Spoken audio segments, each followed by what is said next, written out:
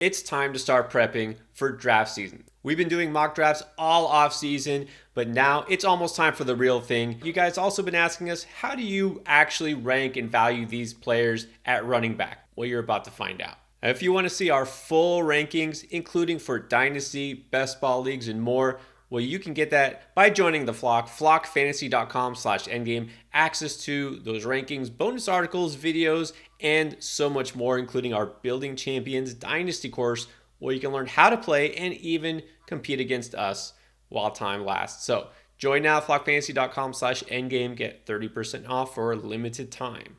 All right, let's jump into it, starting with the all-important S tier. These guys you might be taking with your first pick in your fantasy draft. No disagreement here. We got the same three guys. Chris, explain to me, is there anything that you think is going to change from now until week one that would take Bijan out of the number one spot? An injury? I really think that's the only way he's not in the number one spot for me. Everything is there for him this year. And look, we get pushback from people saying he's a rookie.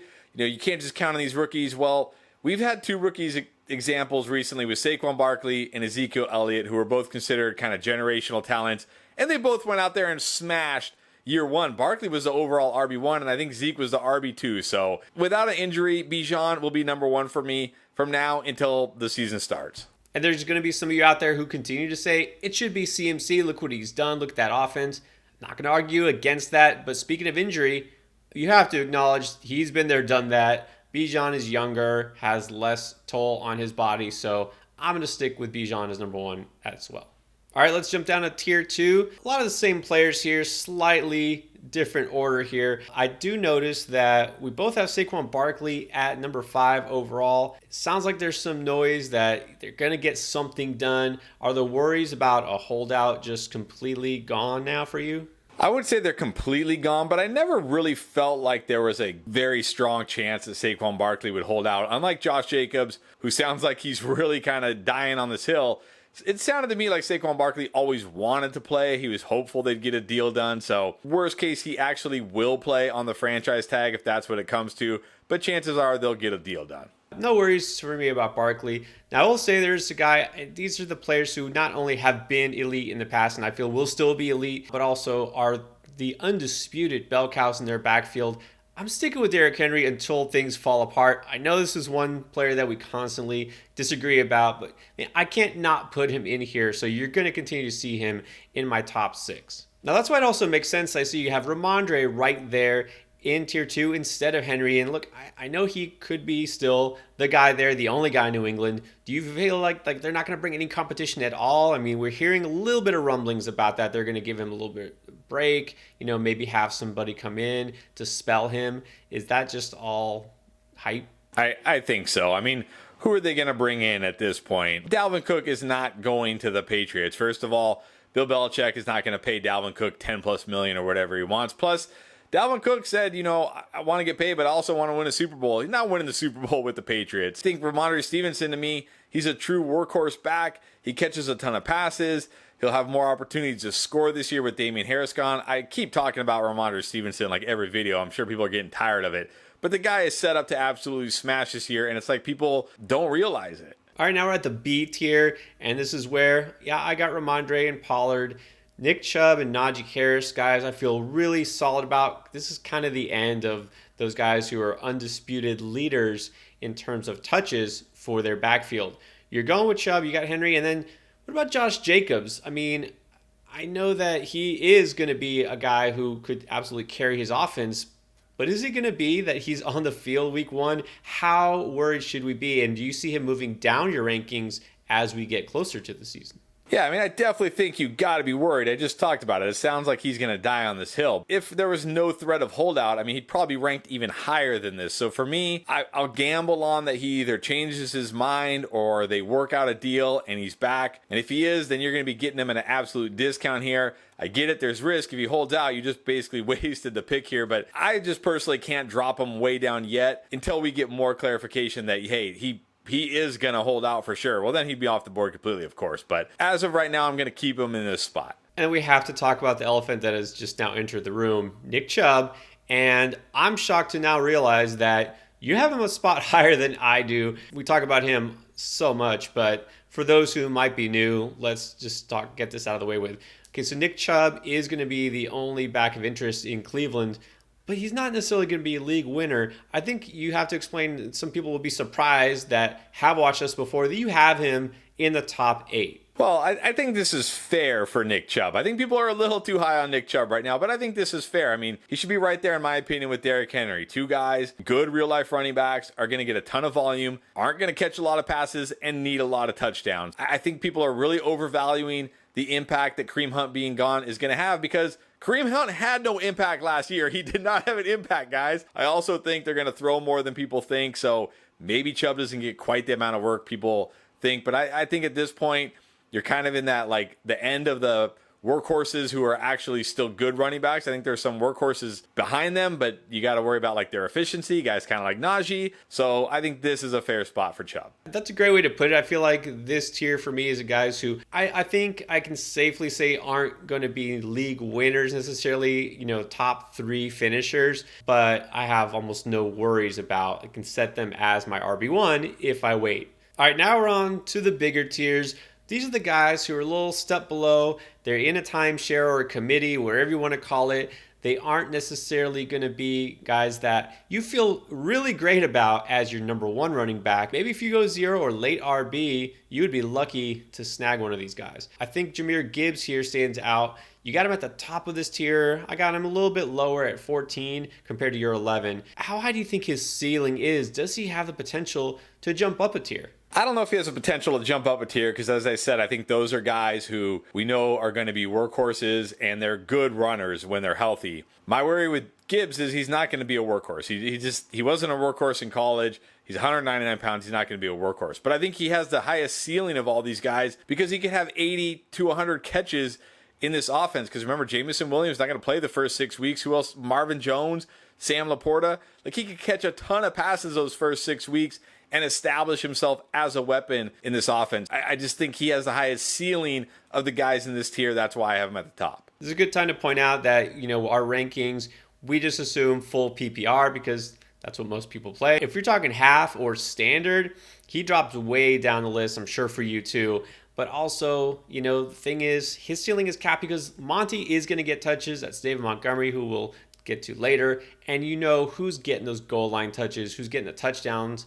It's probably Montgomery, not Gibbs. Now on the flip side, Kenneth Walker, he's at the top of my tier and the bottom of yours.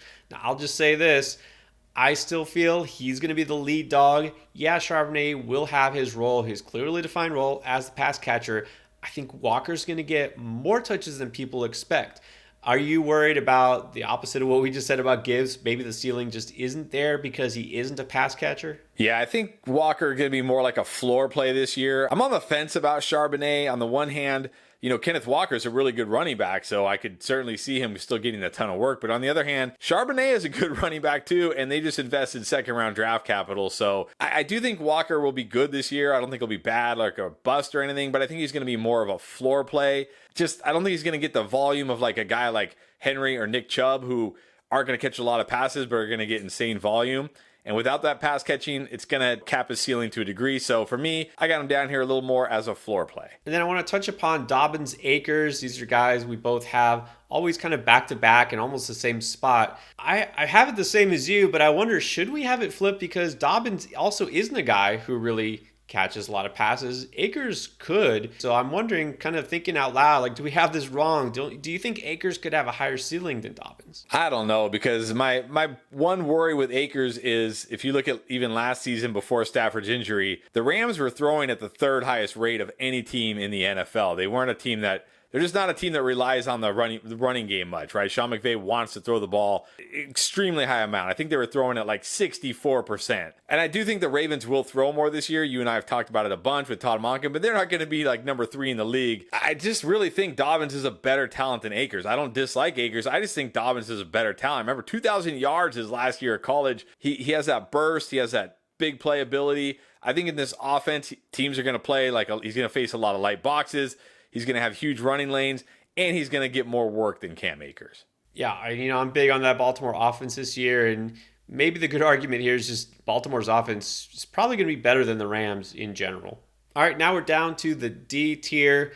Well, DeAndre Swift makes his appearance. At this point, it's hard to predict what the Eagles are going to do with their backfield. Some people think he's a steal this low. Some people think this is where he belongs. Obviously, we agree that he is kind of just barely a top 20 back. But what are your thoughts on him? Is he going to shift at all based on anything you hear in the preseason? I mean, he could certainly shift if we're hearing that Rashad Penny isn't getting a lot of run in training camp, or maybe Rashad Penny's not going to be ready for the season because he's Rashad Penny. But I think this is a good spot for him because he's a very polarizing player, right? There's a lot. We know the upside is here, but we also know the risk is here. So you don't want to invest, an earlier round pick on him, but you also don't want to miss on him in case he does happen to, go off this year. Remember last year, going into last season, nobody wanted to draft Miles Sanders because running backs don't score touchdowns for the Eagles. And then Miles Sanders went out there and scored 11 touchdowns. There's more opportunity here than I think people realize. Swift is a talented guy, so this is where I'm willing to accept the risk for the potential reward. Speaking of Miles Sanders, you got him at 18 overall, the top of this tier. Even above Rachaad White, I am starting to buy a little bit into the noise that they want to make him a 3-down back and, have a role similar to what he had in Philly last year when he was really good. Do you think that having a rookie quarterback, having an obviously inferior offensive line to what he had with the Eagles is going to affect him negatively? Yeah, it definitely will, but there's a clear path here for him being the workhorse. And at running back 18, a workhorse running back, and he's a talented guy. It's not like he's inefficient runner. He's a good runner. So a workhorse running back at 18, I'll take that. I mean, it is close between him and Rachaad White. I could certainly see Rachaad White outscoring Miles Sanders. I could see Rachaad White having a higher ceiling, but I also think Rachaad White has a little more risk. He wasn't as efficient, and this Tampa Bay offense might be one of the worst. All right, let's reveal the rest of the top 25 here. And we finally get to Joe Mixon. There are going to be some people out there say, how could you possibly have him at the bottom of these tiers? There's reasons. What are your top 3 reasons? Top 3 reasons. Number 1, team that I think was like 4th in pass attempts per game last year. Hardly really run the ball. Number 2, he's well over the touch threshold for where we should expect him to be on the decline, meaning he's going to be worse this year than he was last year. And number 3, he was already bad last year. He wasn't very good last year. Don't look at his season numbers and think, oh, he was good. No, he had a 55-point game. 30% of his season total was in one game where he happened to score 5 touchdowns. He was really bad outside of that. I think he's going to be really bad again. I think people are just buying into the Cincinnati offense. I'm not drafting Joe Mixon, to be honest, but if we're ranking him, this is probably where I got to put him. If you ask me back in March before the NFL draft, I don't even know if I had him in the top 25 because we just assumed he wasn't even going to be a Bengal this year. Almost surprising that he still is the guy there. I guess they're going to roll with him again this year, but it doesn't mean that he'll be good.